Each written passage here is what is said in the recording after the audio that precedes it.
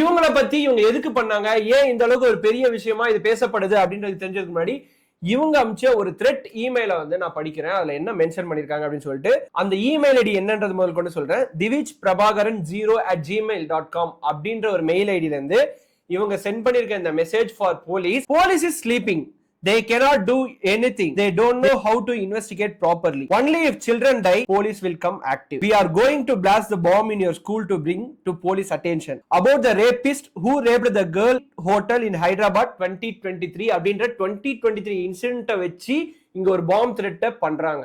இது வந்து அகமதாபாத்ல ஒரு ஸ்கூலுக்கு அனுப்பின ஒரு த்ரெட் இமெயில்.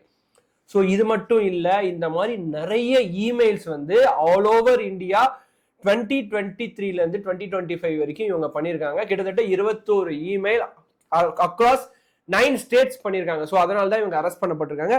இன்னொரு முக்கியமான இமெயிலும் இருக்கு. அவங்க என்ன சொல்றாங்கன்னா அந்த இமெயில்ல bomb planted successfully we are on mission அப்படின்னு சொல்லி pakistankawab@gmail.com அப்படின்ற ஒரு மெயில் ஐடியில இருந்து அமைச்சிருக்காங்க.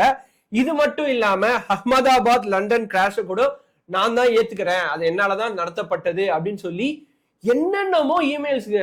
அதாவது அவங்களுக்கு அதுக்கும் சம்பந்தமே கிடையாது. ஒரு ஹாலோசினேஷன், ஒரு அப்சஷன்ல ஏதோ ஒரு விஷயத்துக்காக இவங்களே வாலண்டியரா இவங்க பேர்ல கூட அனுப்பல. இதுல மென்ஷன் பண்ணிருக்க நேம் யாருன்றது கொண்டு நம்ம வந்து தொடர்ந்து பேச